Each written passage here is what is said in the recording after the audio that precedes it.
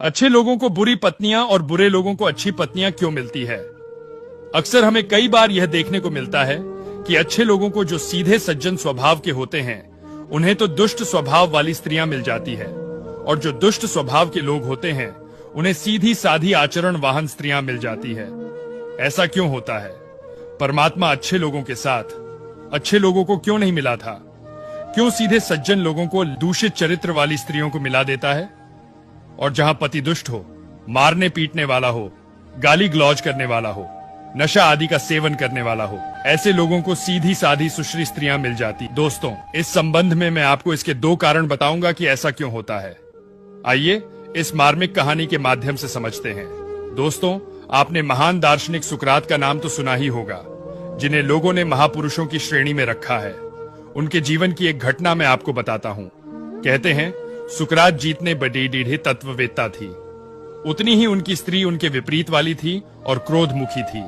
और याद रखना दोस्त हो, जिस घर में बात बात पर क्रोधित होने वाली स्त्री हो, उस घर के पुरुष का जीवन नर्क से भी गया गुजरा होता है। उस घर में लड़ ढाई झगड़ा कमलेश हर समय बनी रहती है। महान नीतिकार आचार्य चाणक्य ने तो यहाँ तक कहा है, जी धर्म दया ही नाम विद्या, क्रोध मुखी भरयान। जी आचार्य चाणक्य कहते हैं, जिसे धर्म में दया की भावना ना हो उस धर्म का त्याग कर देना चाहिए। जिसे गुरु के पास क्या ना हो उस गुरु का त्याग करने में ही भलाई है। जिन भाइयों में प्रेम ना हो उनको त्याग देना चाहिए। और जो स्त्री क्रोध दुखी हो, छोटी छोटी बातों पर आग बबूला हो जाती हो, ऐसी स्त्री का त्याग कर देना चाहिए।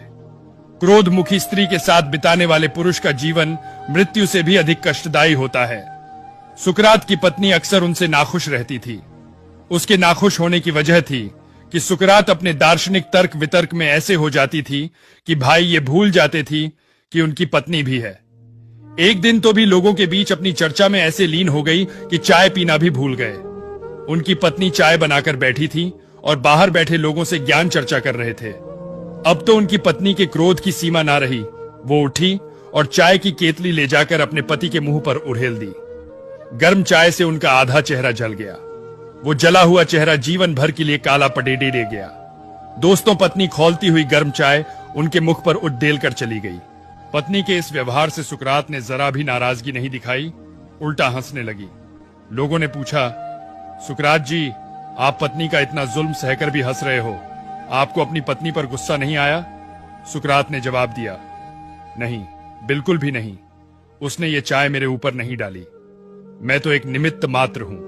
उसने यह चाय डाली थी मेरे दर्शन शास्त्र के तर्क वितर्क पर। उसे इस बात से इतनी बड़ेढ़ी चिरा है जैसे किसी स्त्री को अपनी सौत से होती है। अगर दर्शन शास्त्र रूप से मिल जाए तो वो उसकी गर्दन काट ले, पर वो उसे मिल नहीं सकता, इसलिए उसने मुझे माध्यम बनाया। दोस्तों, तभी एक नौजवान वहां आया और वो सुखराज से पूछने लगा, श्रीमान, वैसे तो मैं अपना विवाह करने की बात सोचता हूं, पर जब मैं आप जैसे लोगों की स्थिति को देखता हूं तो पीछे हट जाता हूं। अब आप मुझे बताइए कि मुझे विवाह करना चाहिए या नहीं। आपको तो जिंदगी के बहुत सारे अनुभव हो गए होंगे। दोस्तों, उस युवक की इस प्रकार पूछने पर सुकरात ने उससे कहा, बेटी, तुम्हें विवाह जरूर करना चाहिए। सुकरात का जवाब सुनकर एडडैडो का बड़ाडा हैरान था। कहने लगा, ये बात आप कैसे कह रहे हो? आपने विवाह करके कौन सा तीर मार लिया? सिवाय कलेसों के आपके जीवन में है ही क्या? आप में और आपकी पत्नी के बीच में जो चलना है, मैं उसे अच्छी तरह वाकिफ हूं। आपकी पत्नी आपसे बिल्कुल भी खुश नहीं रहती। वो आपके साथ कैसा व्यवहार करती है, यह बताने के लिए आपका जला हुआ मुंह ही काफी है। और आप मुझसे कह रहे हो कि विवाह कर लेना चाहिए। आपकी पत्नी आपके साथ दुर्व्यवहार करती है, यह बात कितनी सही है? सुकरात ने जवाब दिया, यह बात बिल्कुल सत्य है कि मेरी पत्नी मेरे साथ अच्छा व्यवहार नहीं करती है, लेकिन फिर भी मैं आपको विवाह करने की सलाह देता हूं। विवाह करने के कई फायदे हैं। वो नौजवान बोला, प्रभु, मुझे भी तो बताइए विवाह के क्या क्या फायदे हैं। मैं भी तो सुनूं, आपने बेवफा करके कितना लाभ कमाया है। सुकरात ने कहा, बेटी सुनो, अगर आपके लिए अच्छी पत्नी मिल गई, समझदार पत्नी मिल गई, तो आपके बीच प्रेम बढ़ता ही जाएगा और पति पत्नी के बीच प्रेम का विस्तार सबसे बड़ा लाभ है। आपकी जिंदगी स्वर्ग बन जाएगी। और अगर आपकी पत्नी मेरी पत्नी की तरह विपरीत आचरण वाली निकली तो आपके अंदर बैरक उत्पन्न हो जाएगा। आप ये समझ जाएंगे कि दुनिया के रिश्ते नाती सब दुखों को जन्म देने वाले हैं। आपका लगाव ईश्वर से उतना ही मजबूत हो जाएगा। कहते हैं वैसे तो सांसारिक मनुष्य ईश्वर को भूलकर संसार की ओर भागता है। जब संसार की मार पड़ी डहती है तब उनसे ज्ञान होता है, तब उसे वैराग्य होता है और तब ईश्वर की तरफ भागता है। अगर पत्नी अच्छी मिली तो प्रेम का लाभ होगा और पत्नी बुरी मिली तो ईश्वर से आपका प्रेम मजबूत हो जाएगा। आप तो दोनों तरफ से लाभ में हैं। दोस्तों को एक बार आत्मदेव ने अपने पुत्र गोकर्ण से पूछा था, जब भी अपनी स्त्री से अत्यंत दुखी थी। आत्मदेव की कथा तो आपने सुनी ही होगी, जो श्रीमद् भागवत महापुराण में बरहत है। आत्मदेव की पत्नी भी विपरीत आचरण वाली थी, बात बात पर क्रोध करने वाली थी और बात बात पर रूठ जाती थी। पति का अपमान करती रहती थी, अपने जहरीले बोलों से उन्हें दुख देती रहती थी। पत्नी जितनी ही कर्कश थी उतने ही आत्मदेव सीधे और सज्जन थे। उनकी भी जिंदगी कर्कशा पत्नी की वजह से नर्क बन गई थी।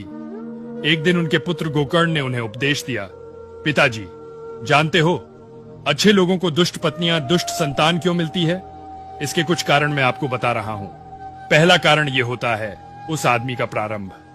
पूर्व के किसी जन्म में उस व्यक्ति ने किसी भी रूप में उस स्त्री को कष्ट पहुंचाया होगा जो आज उसकी पत्नी बनकर आई है।